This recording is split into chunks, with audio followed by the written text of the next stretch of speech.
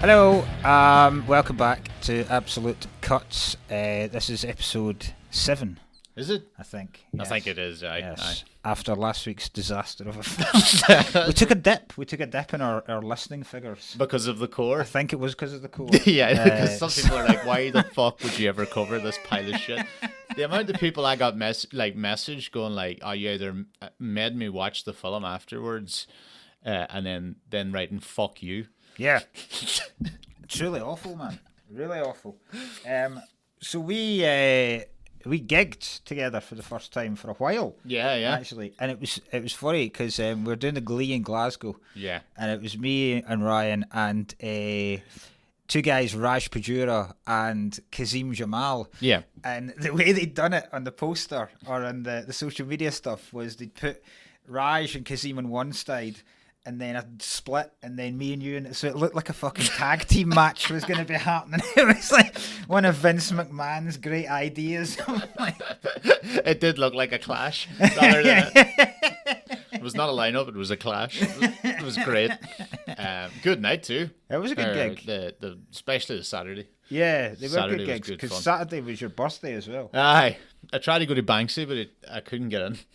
Was it just because it was sold out anyway? Yeah, but yeah. These were like extra tickets. They said like, oh, they're doing like, we'll let you in till like 4 a.m. A certain amount of people, but like, and it was fine. I could have kind of done it, but I'd already had to get the train back, and they basically were like, you can get in at 11:30. Yeah, and it'll take you about an hour to get around it all. And I was like, right, nah, fuck that. Aye. Who do you reckon? Well, right, first of all, who do you reckon Banksy is? The Stig. The Stig. There's levels to it. So, he takes off his thing. So it's meta. Who do you think? Who?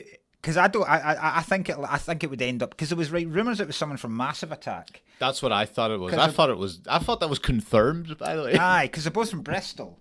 Okay. And is that all it does? Yeah, that's literally the only. I don't even know if the fucking guy from Massive Attack can paint.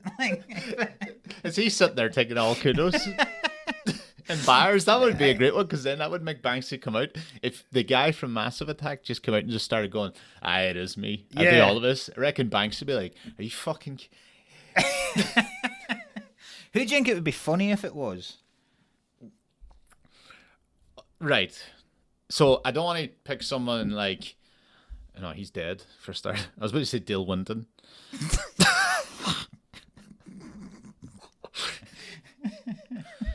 I want somebody like Hollywood that you wouldn't think. Right. I'm going to go Tom Holland. Tom Holland? There's no way it could be Tom Holland because Banksy's been... How old's Tom Holland? He's Tom old. Holland's got He's to be old. like 24 When or did something Banksy like that. when did he start turning up? About 15 years ago. Oh, right. So there's no way a 9-year-old was doing Tom- social commentary. Tom knew he was flying. He was flying to different countries and doing social commentary. Tom Holland's Banksy. Right. I Jimmy, reckon. who do you think? I feel like you've got one in the chamber. I don't know who it might be. I think it would be funny if it was someone that was universally hated. Oh. And so, like, see if it was a Katie Hopkins. It would be really fucking funny. What would you do? What would society do? Just like, oh my god, Jesus been allowed. Christ. The people that have bought them, the value just diminishes immediately. He's watching the painting shred, just petting a decapitated head. See, when you said that someone from Hollywood, it reminded me. Do you know what I always find? Have you ever watched the Masked Singer thing? Oh yeah, I have. Yeah, What? and where they have to. So somebody comes out dressed as like bizarre fucking things as well, like a terrapin. Or like It's a lot of ants. Yeah, there's a lot of insects, yeah. Why would you do insects? Yeah. Or a phone box or some shit. And then they sing and then they go around the judges and they ask them who it is. Because there was an American one and it actually turned out to be big celebrities. But then I didn't know there's that. people going, I've seen ones where folk are going, I reckon it's Barbara Streisand. And you're like, why the fuck? Why would Barbara Streisand be on Saturday night British television dressed as a fucking ashtray? Why would she? And then it turns out to be Sonia from EastEnders. Do you know the English one? The English one when they had the dude from The Hangover as the judge. Oh, Ken Jeong. Ken Jeong. Yeah. And there's parts where he's clearly been fed names. Yeah. Because they're like, yes. They're like, who do you think that is? He goes, I reckon that's Mandy Dingle. And I'm like, there's no way you know who Mandy Dingle is. There's like, it's always Ken Jeong. Yeah. I gigged with Ken Jeong. What? Yeah, How was that? He did the Comedy Store in London years ago. I feel like I have a memory of this, or maybe I didn't know he was going to. So there was like special guests. So sometimes this happens. Like there's some massive people. Like Chappelle's done it. Like Robin Williams has done it. Ken Seinfeld's turned up. Yeah. And then there was one night that he was on, and what he was doing was he was preparing for one of the Comedy Central roasts. Okay. So he was on that, and he was over. I can't remember, he was doing something. So he came on, and I'm not going to name the compere, but it was very funny because they introduced him, and they clearly had it had clearly been in his mind where this was going to trip him up, and he introduced him as Kim Jeong. And he was like, Ken Jeong, and it was like Kim Jeong, no, Ken Jeong, and I was like, fucking Jesus. Oh no, that guy Ken Jeong has set back Asians as much as the old Oppenheimer bomb there. Honest to God, you ever see him in any comedy film? He is like really racial stereotype. Yeah, he is. Even in like Pineapple Express and stuff. Yeah. Like with stuff like that, he just turns up and he died in his arse. I presume. He was fine for the first 5 minutes. He came out and did like crowd work and stuff, and then he pulled out this pad of paper and was trying. But he was like roasting fucking Alex Rodriguez, the first batsman for the New York Yankees, and a London crowd is going, shut the fuck up. Shut the fuck up, mister. What's his name in The Hangover? Oh, I don't know. Oh, God, what's his name? Mr. something. No. Mr. Hans. Not the DJ from Linkin Park. I think he's the DJ in Linkin Park. DJ Han. I don't know. Fuck. He jumps out the car. God, I know. Naked. And does the Chow. Mr. Chow. So long, motherfucker. Mr. Chow. Yeah. He's a cool guy. He's a very nice guy. I'd say he is. I'd love to meet him. He was sound. I looked at you like, put it together. Yeah, okay. Imagine we got him just here doing the podcast. Three of us all like. Remember that time you died in your arse at the Comedy Store? We all talk Remember about the time you set Asian relations back? Yeah. Have you seen either of the Oppenheimer Barbies? No, Yeah. I haven't. What order would you do in? Well, I can only really because I did want to see Barbie because I think it looks quite funny. Yeah. But my wife has already taken the kids. They went the opening day, okay. and I can't be a 42-year-old man Alone watching especially looking like, because I look like I'm cosplaying as fucking Ken, so I can't go with this hair. So it's like, and the hair's. I didn't think of that. It would look like the worst. I know. I dare you to go in like a wee Hawaii shirt. Yeah, shit, yeah. Topless there, shorts. Put your legs up on the thing. This guy loves Barbie. Big pink slushy. God, that'd be great. It was fucking. Amy was telling me that she took the kids, and so they got a Barbie. It's like a metallic bucket. I'm going to use it at the Fringe. Okay. For a wee bucket thing at the end at Monkey Barrel. And it's a Barbie metallic bucket that the popcorn comes in. And then they get 2 cups as well. And they can get 52 quid it costs. Like all in, tickets and the snacks, 52 quid for a 2-hour film. That's, I was kind of saying this. I was actually talking about this because I went to see, what the fuck did I see? Mission Impossible, right? And I was like, I've got the card, right? The fucking Cineworld card or whatever, and it's 25% off the drinks, but it's still a night out because even if you're going yourself and you're going, I'll get the popcorn and drinks, you're still watching. That still comes with the 25% off, like a tenner, right? Which is what it used to be.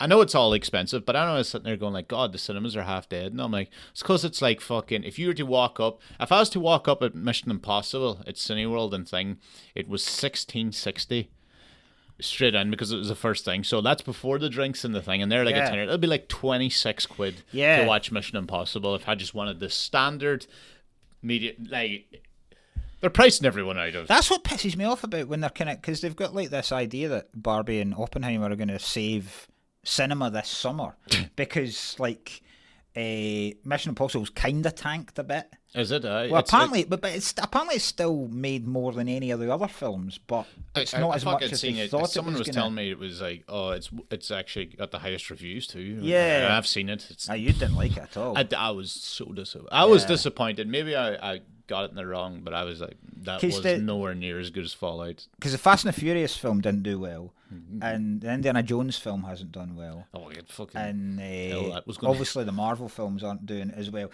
And you kind of go, I don't think it is the films. It's the fact that it's so fucking expensive. yeah, probably. I mean, like, you know, I get the Marvel thing. They're redoing that. They have to redo the build up again. Yeah, eventually it'll get somewhere. But like, it is quite expensive. I mean, I was sitting there with that again with the full on black card, and I was still going, this is still quite a cost. Yeah, I have to buy a pack of polos and sit there in the back.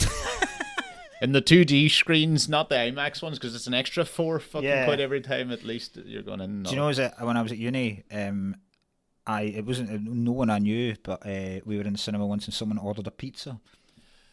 Literally, like the fucking most baller move I've ever seen in my life. Like it's not like they ordered it to meet them outside. Like, it was what would have been better if the fucking pizza guy had come in to the actual auditorium and delivered it, but no, they went out. So we saw them fucking about on their phone, and then they left and went out, and obviously went out the front of the cinema, got the pizza off the dude, and brought it back in. I fucking can't believe they even let him away with that. Insane. I love it. I love it. Actually, yeah, I'm all for him now. What are they gonna do though? Like, aye, yeah, that's true. Yeah, it's like I always get nervous about taking food in before. I think it used to be way more. I remember years ago, like, fucking hide that. Yeah. If they catch you, as if you're going to get lit up. Yeah, you're going to get shot. Yeah. Now I don't think. Yeah. Now I like openly have. Do you know what we should do? I've just had an idea for when we do Patreons. Let's see the most elaborate food either of us can eat in a cinema, like a disposable barbecue. Imagine lighten it up. a slow cooker. Sizzling. Asking for a plug point. Can I plug in my slow cooker? I've got lamb in here. It's the only reason I'm watching Oppenheimer. 3 hours. This needs to be brisk.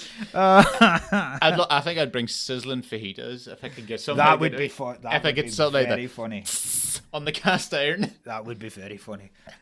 You'd have to watch a snake movie. To blend in. Anaconda 2.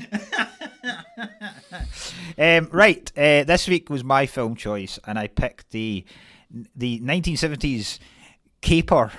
Caper's not a word they use much anymore. I love a caper. Yeah, I love a caper. I'd love to be involved in a caper. You don't get enough capers. There's either that or caper is normally like for a crime film or a conman film like this. Yeah. Whereas a romp, you normally want to get like a sex romp. You can't really. A romp. Yeah, American Pie's a romp. Yeah. That's what we were talking about, the raunchy comedies. Yeah, Gareth always talked about raunchy comedy. Yeah, raunchy. Yeah. Raunchy comedy. It's a word that doesn't get used enough either. Yeah, raunchy. Yeah. Well, yeah. I'm glad about that, in fairness. Feeling raunchy tonight. We had, by the way, just before we start this thing, the Sting had its own little Oppenheimer Barbie thing. Did it? Where it was released 3 days, not the same day. It was released 3 days after The Exorcist.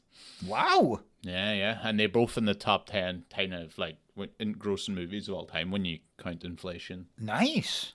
There was trivia I learned. The only other trivia I learned about it is, you know, the scene where Robert Redford meets Robert Shaw in the diner. Yeah. That diner is also the same diner that Marty McFly met his dad in Back to the Future. Oh, I like that. Exactly the same diner. I like that. Fucking class. That's class. I love shit I like missed that one. I missed the fact that Robert Shaw's character had a limp, and that was because he actually fell playing squash the week before. You know, his character limps. Is that why he's got a limp? He's wearing an actual brace under his his fucking... First of all, he's not meant to be in the film. It was So some the other actor, dude. so Yeah. Robert Shaw, the actor, Yeah. I thought it was a I thought he'd been They made it. shot as part of they a... made it a character thing, but it wasn't meant to be. He fucking like... He fucked himself playing racquetball or something. Shit. So who was it supposed to be? There was some other guy as well. There was another guy who was supposed to be there. Some Boone. Don't know him. Some actor was meant to be it. And then he just did... He didn't turn... Not that he didn't turn up. He just all of a sudden just stopped answering any phone calls about it. He killed himself playing badminton. Badminton's taking everyone from this. That's what the real sting is here. Because you've never seen it. No. Loved it. Do you like it? Loved it. It's so good, man. I totally forgot a lot about it. You told me it won a lot of Oscars, and the first Oscar I looked at, I was like, I bet it won set design. Aye. Because everything looked fucking unbelievable. Looks Every class. scene, everything looked class. A big fan of it. It's the only time Redford's been nominated. Well, for that an seems Oscar. odd. That seems odd. I don't know. I must say, I'm quite fairly bad certain at that. all of these. He did win it Okay, that but year, still. but he was great. still nominated. Yeah, it's good. They're all fucking class in it. It's the bit. So if you don't know the storyline, because obviously folk haven't seen the films, Robert Redford's a con man who pulls off a con at the start of the film, and like his mentor, who is played by James L. Jones' dad. Oh, right. Okay, I never... Wow. The voice of Darth Vader's dad. How fucking cool is that? That's insane, yeah. So he's like his mentor, and this has been... He says then, he's like, right, that's me out of the con game.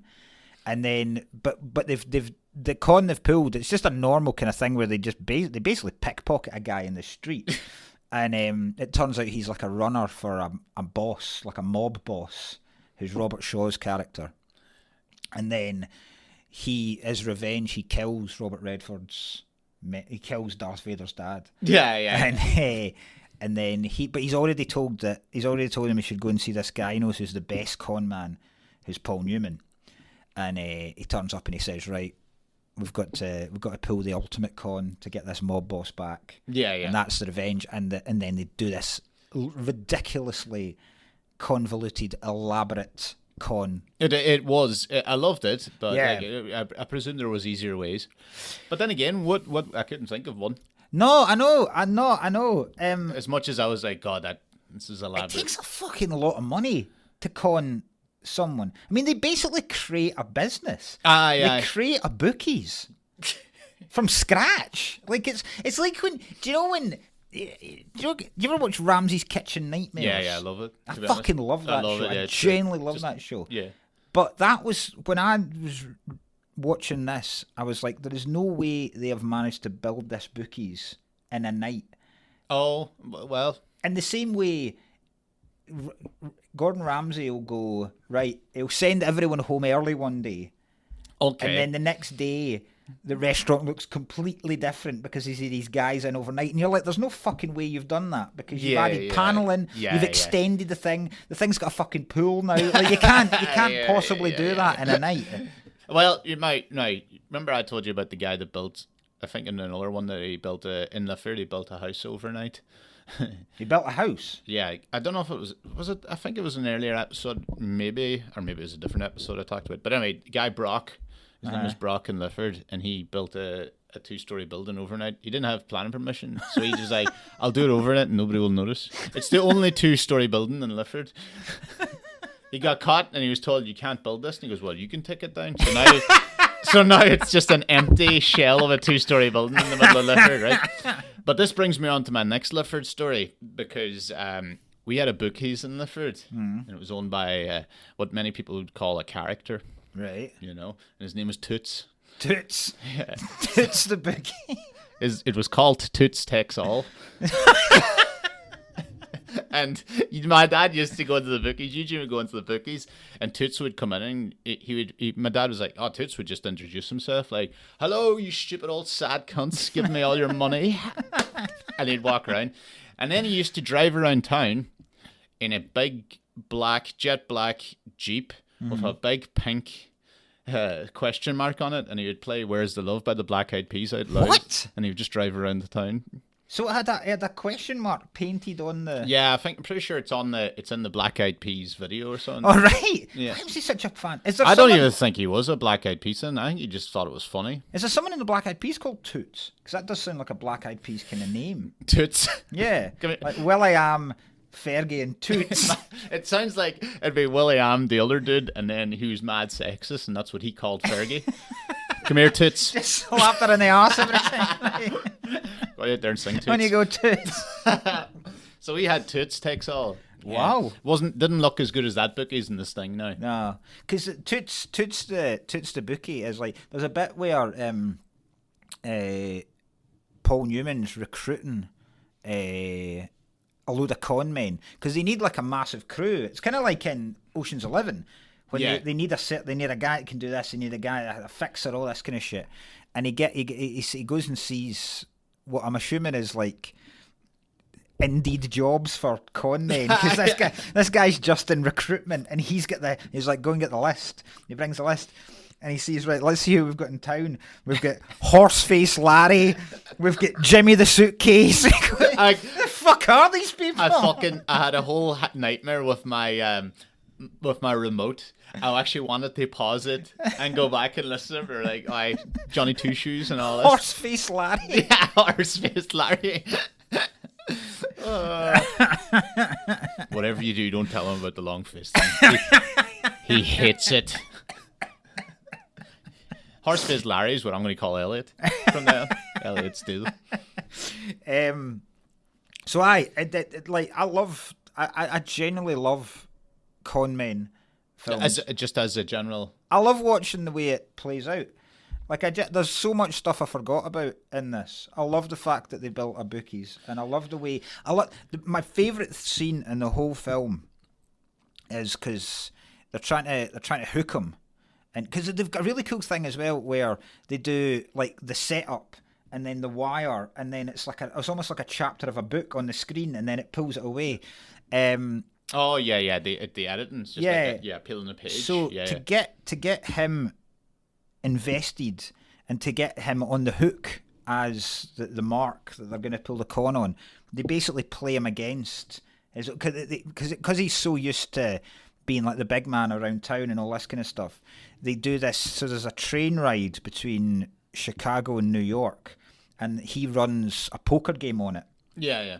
So Newman gives the guard money and says, here's a game here. And he's like, yeah, there might be a game here. And he's like, I love shit like that. See when it goes, yeah, there might be a game. Yeah, there definitely is a game. And then he gives him a bit more and he goes, that'll get you first alternate. And he goes, oh, will it? There you go. And then he gets him in the game. £2 more gets me my wife. Yeah. Gets you my wife. And so Robert Shaw's playing with these other dudes, I'm assuming are like high society, like senators or some shit like that. Yeah. And then they're waiting for him.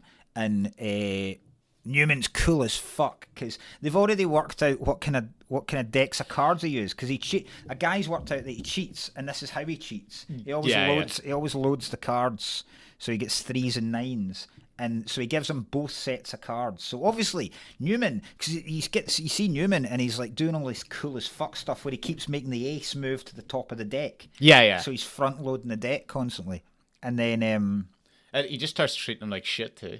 Oh, it's the fun because he goes in like the proper drunk. Yeah. To the point where when he drinks gin and then puts it on his aftershave as well, so he properly reeks of gin. So folk are just going, who's this drunk bastard? Like we're gonna take him for everything. Great. But he treats him like he gets his name wrong every single time with a different name because his name's Lonigan and he calls him Lemon at some point and then he goes, "Come on, Donegan," and all this kind of stuff. He gets fucking raging at him, and then he cheats him. He does. So he gives it so that he'll have 4 3s. Which, if you get like 4 of a kind in a poker hand, you're gonna play. You're gonna win, yeah. And then he's got 4 9s, but then the way Newman's done it is he's suddenly got 4 jacks. It was great. And then the guy's like that. I swear, he must have cheated. And then Robert Shaw's like, well, what am I gonna do? Accuse him of cheating better than me? It's like, it's so good. Guy was shitting it too. Like, I'm gonna be killed over this. Oh. I love the way there's Doyle Lonigan because Doyle. Doyle, yeah, it found right. There's two bars in Dublin beside each other, like very close to each other, called Doyle's and Lonergan's. Oh, really? And I was pretty sure they're on like parallel streets. Ah, nice. I don't know if that'd be anything to I do with can't it. remember if Robert Shaw's actually Irish. I don't think so. Can't remember. I seem to think he was because I love Robert Shaw because he plays Quint in Jaws. Yeah. Did you like his Irish accent in this? At the first line, I laughed. Yeah. I went, oh, I fuck, here we go, and then I was actually fine with it compared to nearly most of it because I feel like it was a little bit more Northern Irish at parts. Aye. There was a little bit of tint. I don't know where he was singing. Like, I actually thought it was good. He does this where In terms of fucking movies and Irish accents, Aye, it's, well, that's it's what I was one of the getting at. better. The threatening way he just goes, "You fella." Yeah. He's like that. That's the last word on this. This is what's happening. Because I was going to ask you because Irish accent, I reckon, is one of those accents that everyone has a go at, But particularly in films. like Scottish also. Yeah. I think it might be easier to do a basic Scottish accent than Irish because I think, but really it's Americans' fault because their idea of Irish is like leprechaun stuff where nobody actually speaks. So that's why it upsets people. Yeah. It's leprechaun Irish. What do you think is the worst Irish? What's the worst Irish accent you've ever heard in a film? There was two. I think I'm pretty sure it's Brad. Was it Brad Pitt or is it Tommy? Devil's Own. Devil's Own. Yes, it's that's right up there. Yeah, and Far and Away is pretty fucking, Far Away. Oh yeah, that pretty is fucking bad. shocking. But then is also Jamie Dornan's in that newish, kind of stupid Irish film with Emily Blunt is pretty bad, and it's bad because he is Irish. So that bizarre film where yeah, it's like something a about farmer. He's or a something. bee. Yeah. Oh wait, he's what? Yeah, This is totally not what I'm thinking. No, of. it is. Is it Christopher Walken in it? Yes, Yeah. yes. No, it is that film, but there's a scene where he keeps talking about being a bee, and I didn't watch it. I just saw clips of it. I must watch it because like all bad, really bad. Like P.S. I Love You is very funny. That's made by written by an Irish person, but Leap Year is one of the funniest films. Yeah, that's like it's dog so shit. Yeah. that you, But Jamie Dornan's Irish though. yeah. Jamie Dornan's Irish though. He's I don't know Irish. why I said Irish, but I'm from Ireland. No, Jamie is Irish and still managed to fucking Irish accent. That's I don't know mental. what he's doing. I don't know why he didn't call a couple of people on it. Aye. The worst I've ever heard isn't in a film. It's in one of the series of Sons of Anarchy. Heard about this. They go to Belfast. So Never heard about this. you watched you this. keep mentioning because they're a motorcycle gang, but they're also they're not just a motorcycle gang. They're international arms dealers.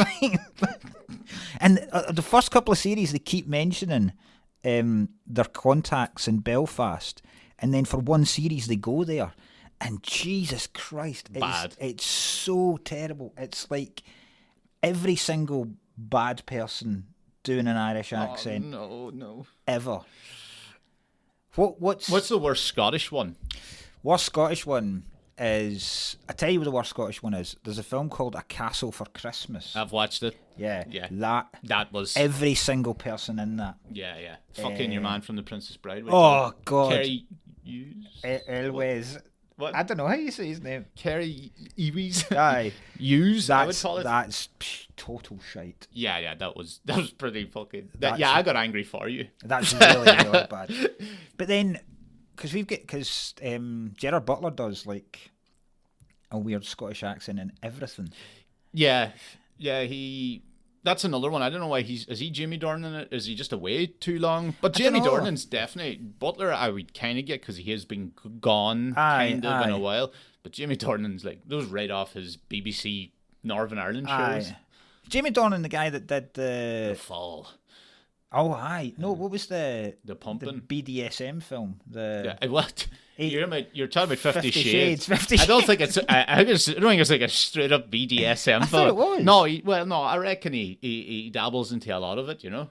I thought don't know. I've not watched 50 Shades, and I feel like I should because I want to know. Does he just touch into like BDSM, or does it like? Is he like, well, tonight's anal? Like, I just can't see how that film would be sexy.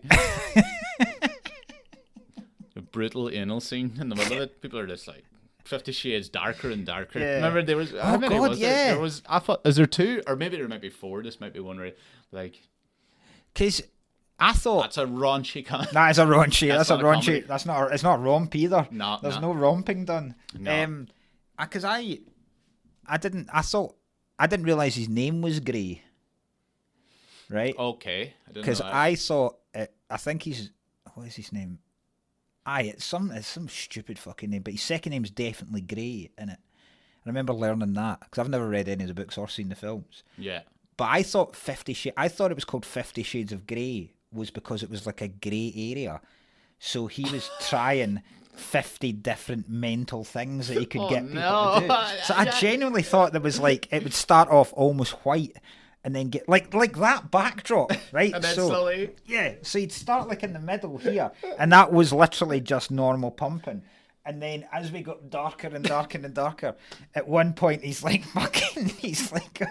got his dead gran in the cupboard watching them and shit like that. You know, like just seeing how extreme it can get. That's a great. The actual shades like a Dulux part. Yeah. He spins a little thing, and if it lands on dark gray, and he's like, "Well, you're in for a terrible night." Oh dear. Oh dear. Oh. He just takes a drill off charge. Yeah. Oh no. Oh dear. It's Black and Decker. Looks like we're removing limbs tonight. 50 Shades. Dorian Gray is there anything to do with it? No, it's Dorian Gray? Dorian Gray, not the guy Oscar that Wilde, had. The portrait. It is Dorian Gray, isn't it? Yeah, it's the guy that kept a picture in his. I should know this because his loft. Yeah, he's Irish, Is isn't it? it? No, is that Dorian Gray, the guy that appears younger because there's a Yeah. paint in his... It was Irish, isn't it? Oscar Wilde, wasn't it? No idea. I think it is. No idea. Irish people, you tend to claim a lot of people that aren't Irish. What? Like you called me about what? Like vampires? That was one of the No, first yeah, episodes? vampires. No, but I'm talking about actual celebrities. Right. Are you talking about? Because I would never have considered Oscar Wilde as Irish.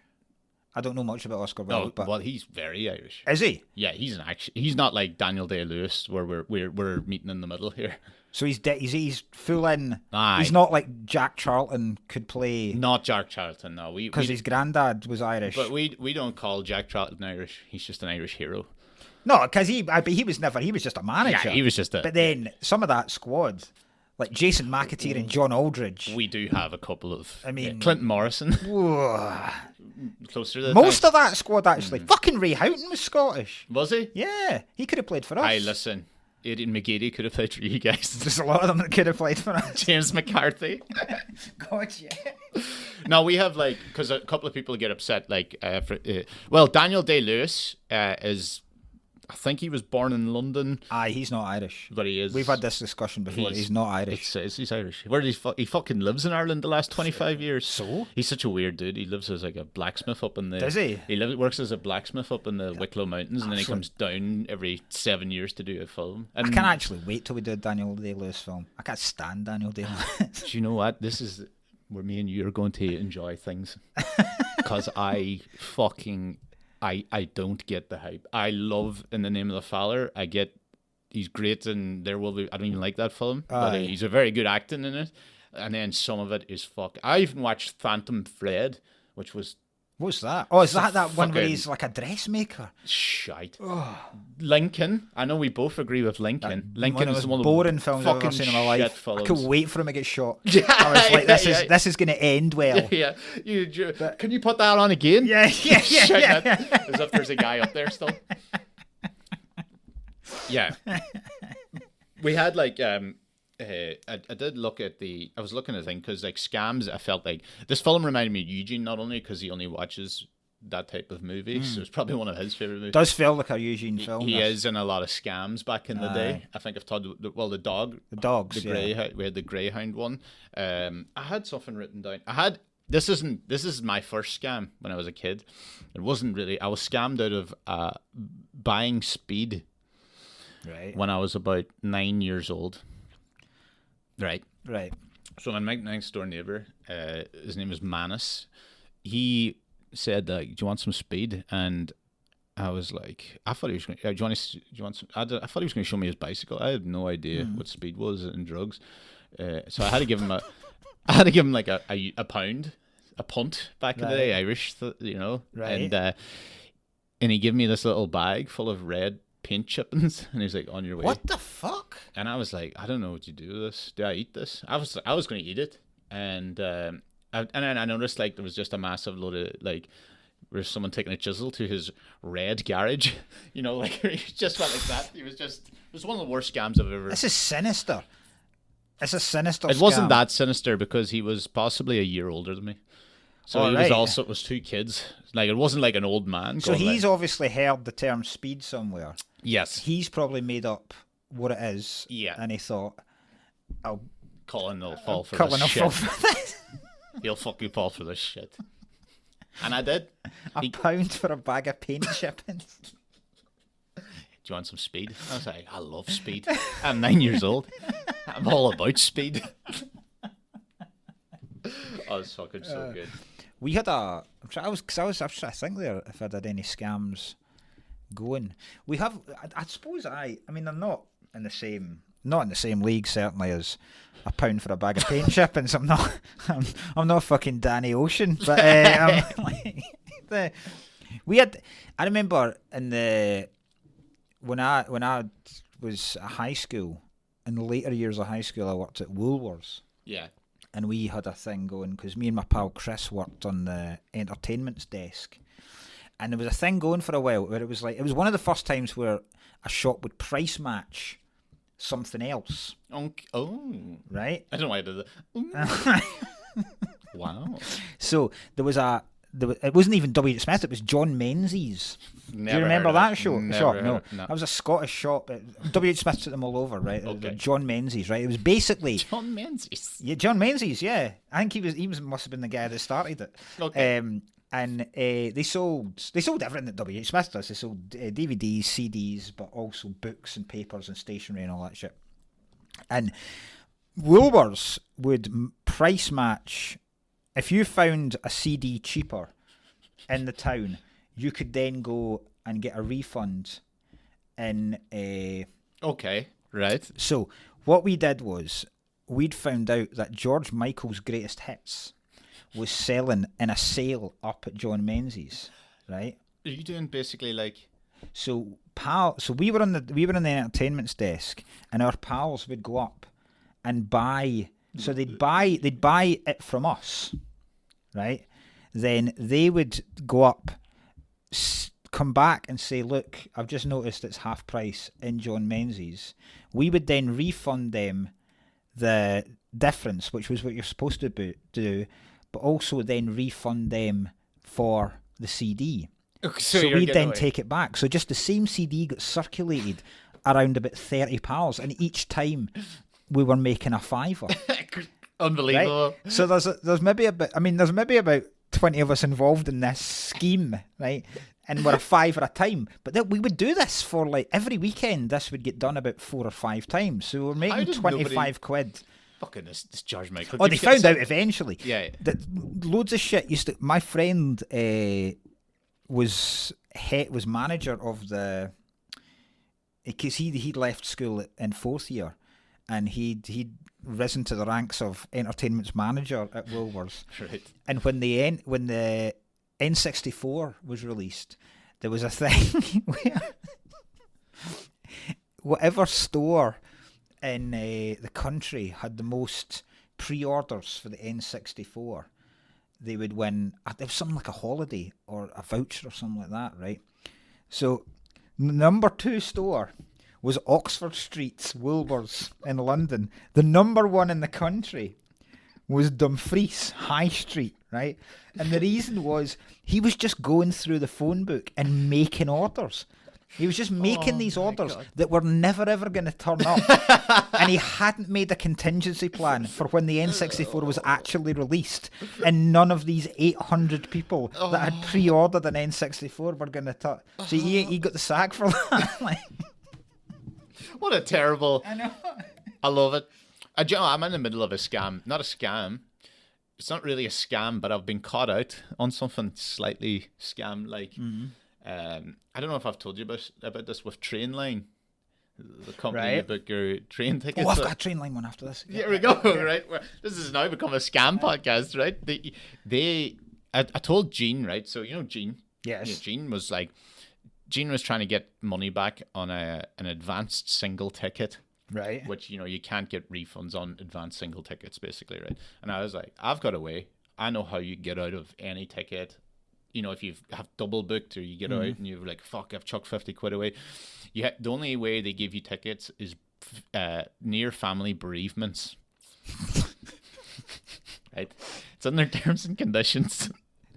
So for years, I've been going into their train line chats anytime I've I have an extra gig and then I'm like, I fucked away a 60 quid train, and I can't get it back or whatever.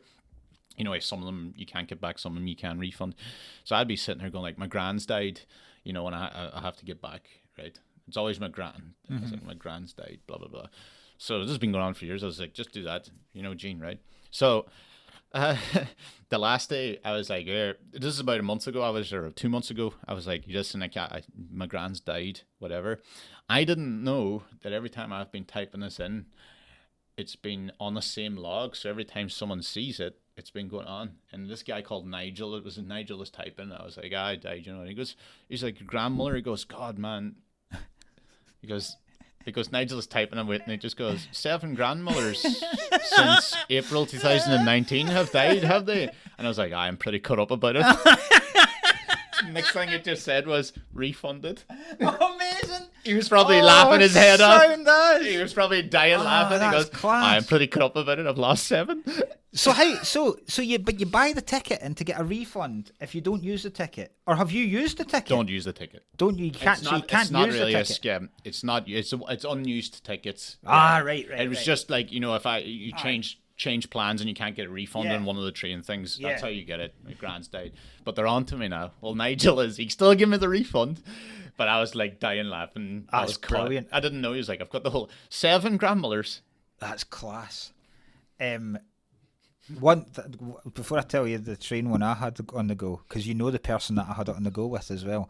I forgot my brother in Dumfries as well. Used to, for a summer he worked at Burger King before he went to uni, right?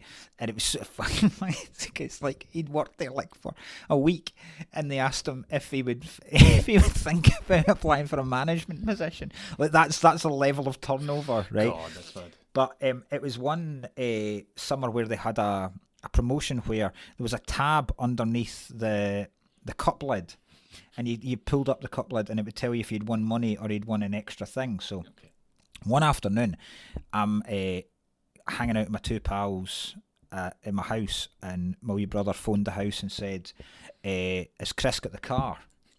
And I was like, yes. And he was like, right, drive to Burger King and come round the back, right?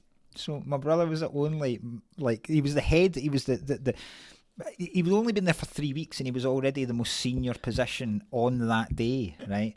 And he came out with 3 boxes of these fucking cups and just launched them in the boot, and we went home and just opened them up, made about 60 quid each, and burgers for the rest of the summer. That's unbelievable. That's a scam. Yeah. That's a good one. That's the best one. That's just theft. Aye, well, That's not, there's no, but the train line, it wasn't train line. Damien Clark. Okay, right? Great. Australian comedian who lives in Dublin. I actually have to reply to him. He just messaged me. I just class guy. Yeah, right? yeah. So, one of the best. I got booked to do this gig to promote the Glasgow Comedy Festival, and what the gig was is there was a launch night down at the Leicester Square Theatre in London. Right, so I was hosting that, and this particular Glasgow Comedy Festival, Virgin Trains were sponsoring it, right? Okay. So they decided that they would do a gig on the train, right? So we were going down anyway. That's cool. And they said, you're not going to get paid for it, but what you're going to get is you're going to get 5 return journey vouchers for anywhere on the Virgin network, right? So this was when Virgin was basically... To go, Virgin would run through Carlisle, it'd go through Preston, it'd go through Manchester, Birmingham. So most gigs you could get to off this line. So I'm going to do this gig. Damo phones me and says, "Are you doing that gig?" And he says, "When you get the vouchers." Right, so they came in. They were like these silver Virgin. They were almost like the golden ticket in Willy Wonka, right? And he said, you can keep reusing them because you had to fill in. There was a fill-in bit for your name, where you were going, where you were departing from, when you were leaving, the time, and then you signed it, and then they signed it. And he said, what you can do is don't fill it in because most time, and it got you in first class as well. That was another thing. So you got first class. So it's 5 first class return journeys. And he said, never fill it in because 9 times out of 10, you flash it and they just assume you've filled it in. They don't sign it. You can then use it again, right? And these things had an expiry date of like 5 years' time. Great. Right? So he said, I managed to use these for ages, right?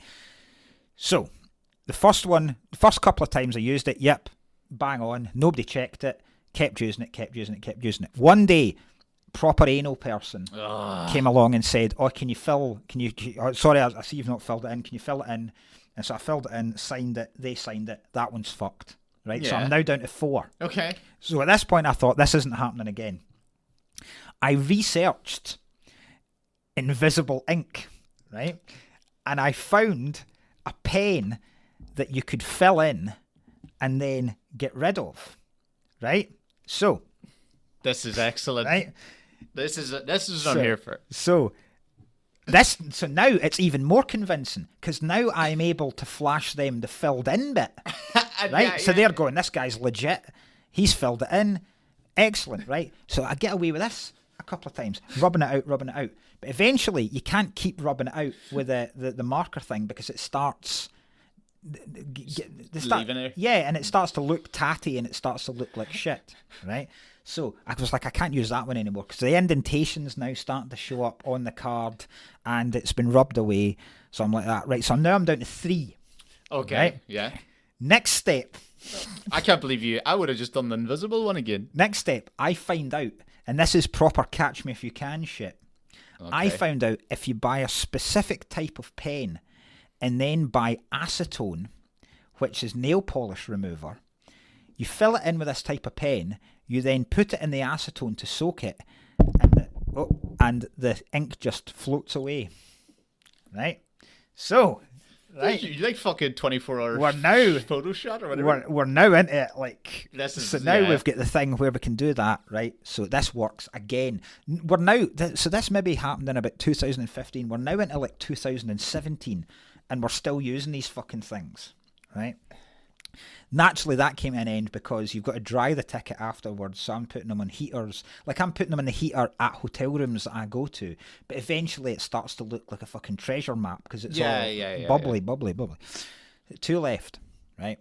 And Damo's still got some as well. So we had a thing going where we'd be sitting in first class and we'd take a picture of the meal and the drink we'd got, right, to each other every single weekend. So Damo's out now, right? He's out of them. I'm on my last 2, and we're speaking at a gig, and he says, I've found a guy that will print us more, right?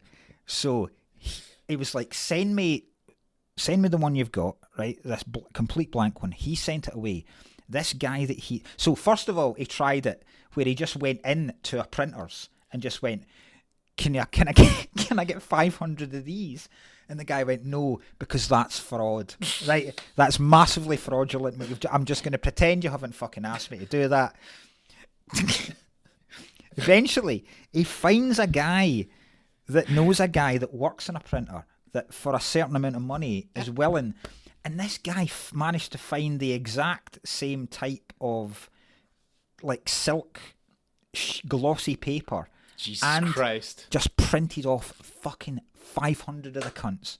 So we still had 2 years left, and on those 2 years, I had a stack of them like that high, and me and Damo never paid for a train journey. That is unbelievable. I'm a big fan of it. I love how you kept picking it up levels too, like fucking acetate.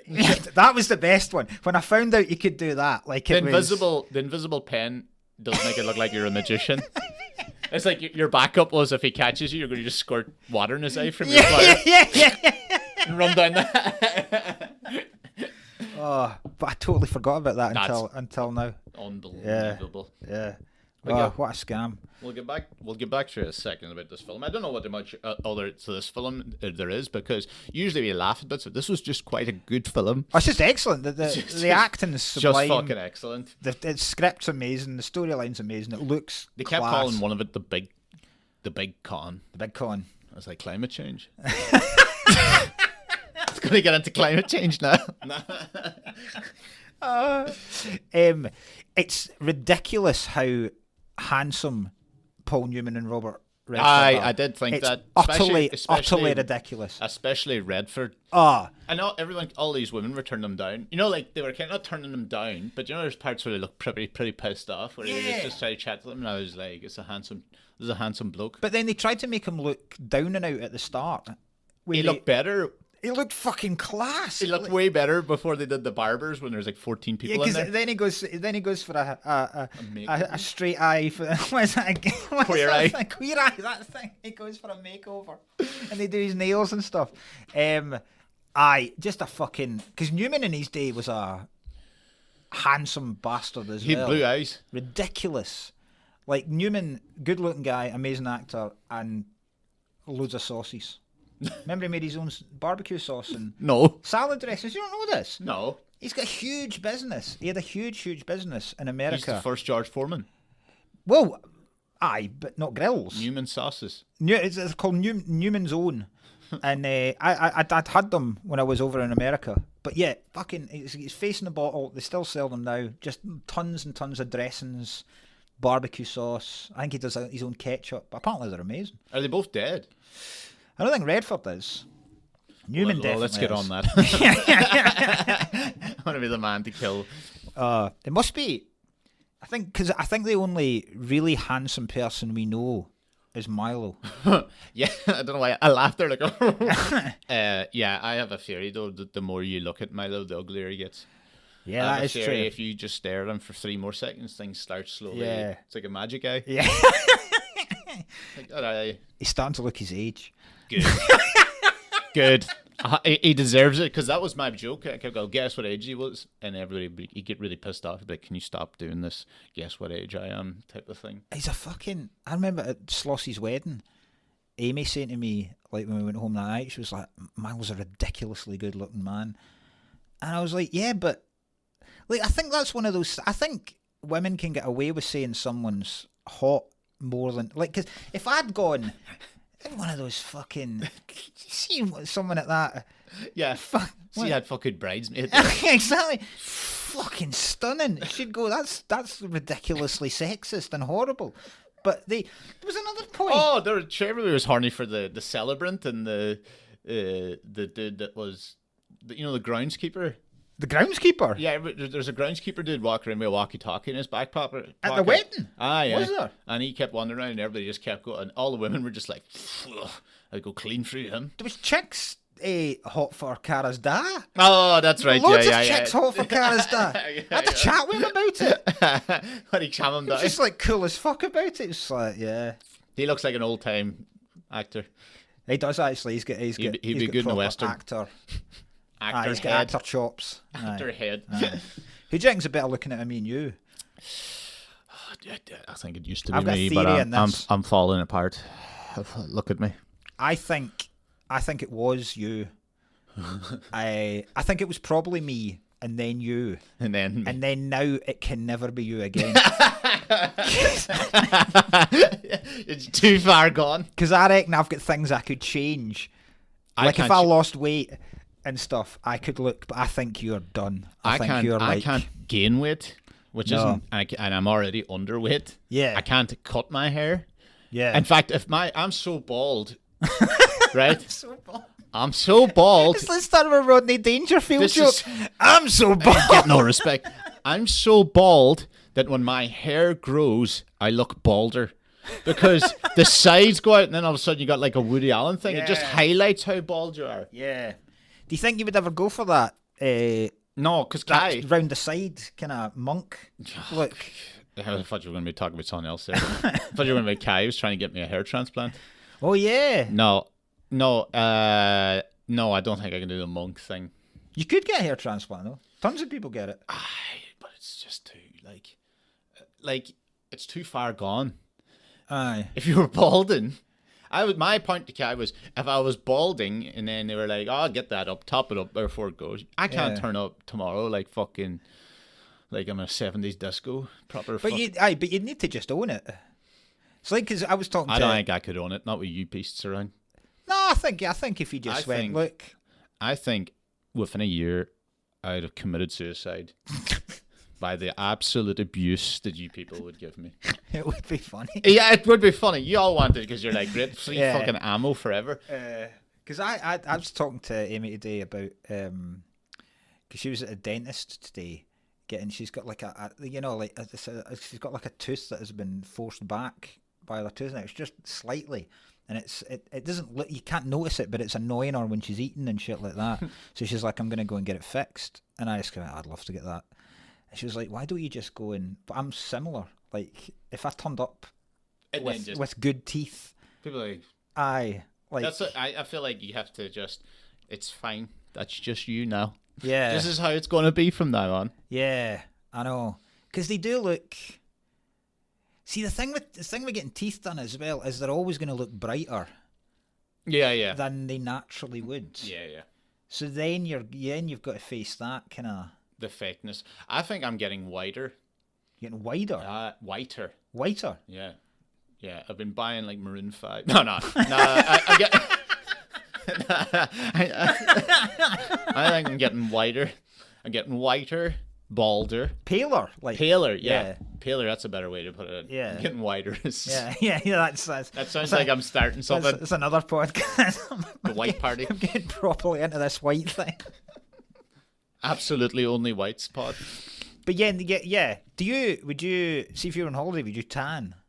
No, or would you just burn immediately? I don't even. Do you know what? I didn't think I for a while I wasn't burning, and then I can't remember recently at a holiday I incinerated myself. Really? Yeah. It used to be hard to burn and hard to tan. I get freckles, and you can't get freckles as a bald dude. No, because it just looks like you've been behind a dirt bike. So he's revved a dirt bike and probably look like marbling. Yeah. They all join into one. Why does Cullen look like an arrow? Exactly. Well, we get on to next week's. Yeah, but I think I loved this film. This was probably the best of the films we've seen. One thing before we go that I totally forgot about, and it is a massive spoiler, so if you're not watching it, I totally forgot that the assassin that was sent to kill him is the woman that Redford ends up shagging.